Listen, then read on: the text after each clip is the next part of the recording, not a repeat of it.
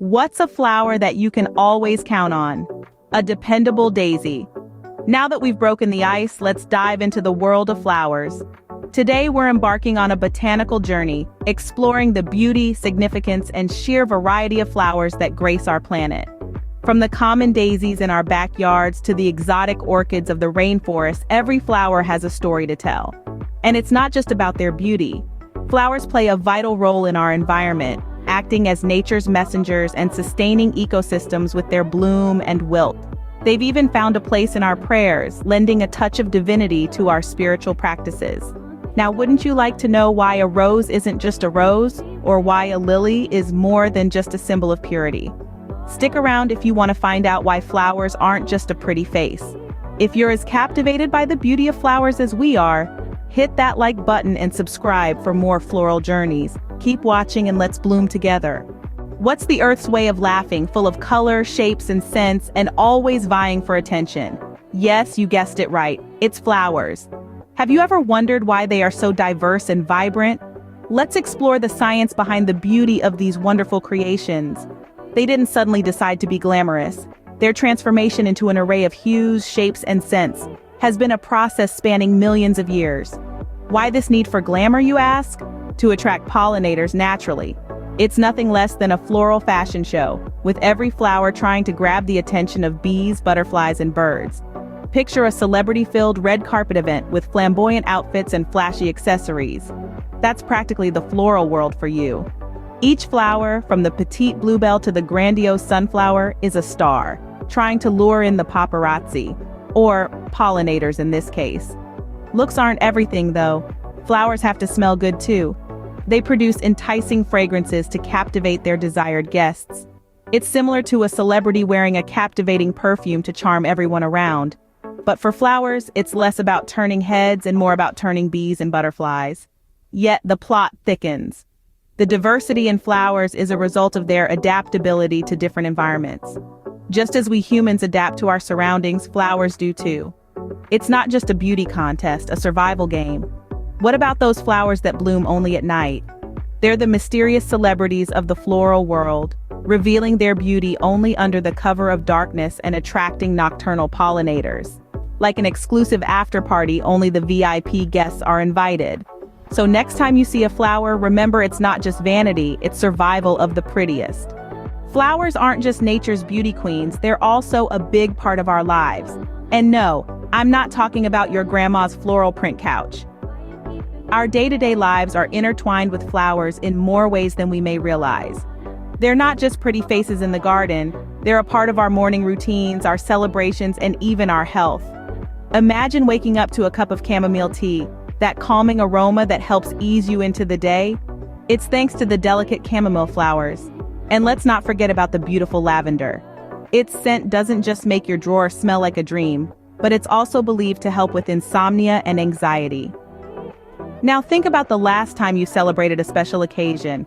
Birthdays, weddings, anniversaries, you name it. Flowers are there, adding color and life to these moments. Roses for love, daisies for innocence, or sunflowers for joy. Each flower tells a story and adds a unique touch to our celebrations. But flowers aren't just about the good times. They're also there for us in times of need.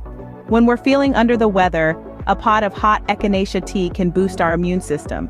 And those marigold creams that soothe our skin, that's the power of flowers at work. And of course, who can forget the simple joy of giving or receiving a bouquet? It's a language in itself.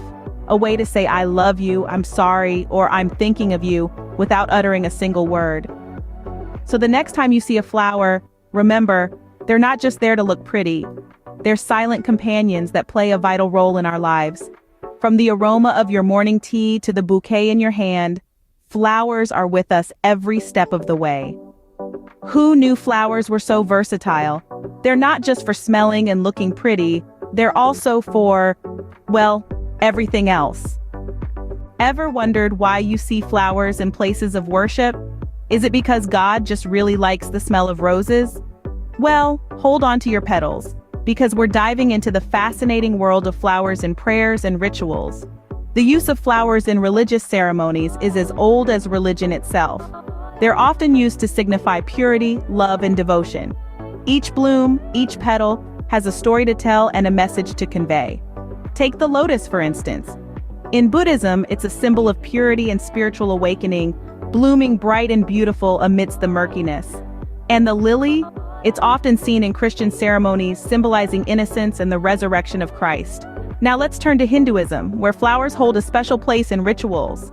Marigolds, with their vibrant orange hue, are seen as symbols of the sun and the divine. They're used in prayers, ceremonies, and even in weddings as a sign of prosperity and positivity. You might be thinking, and here I thought flowers were just a cheap way to decorate the altar. Well, not quite. They're a lot more than just floral eye candy. In Islam, roses are highly revered, often used in celebrations and remembrances. The Prophet Muhammad is said to have often spoken of the spiritual and physical benefits of these fragrant blossoms. In indigenous cultures around the world, flowers are used in healing rituals, as symbols of the life cycle, and to honor the spirits of the land. But it's not just about the symbolism. The mere act of offering flowers and prayers can be a form of devotion, a way of expressing gratitude, and a means of connecting with the divine.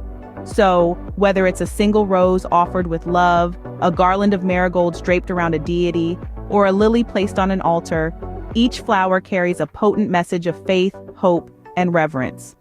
So remember, the next time you see flowers in a place of worship, they're not just there for their good looks. They're there to tell a story, to convey a message, and to add a touch of divine beauty to our prayers.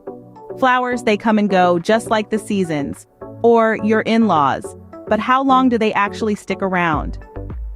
Now let's dive into the fascinating life cycle of a flower. It's a journey that mirrors our own human lives with a dash of the drama, surprises, and resilience that we can all relate to. Imagine, if you will, a tiny seed.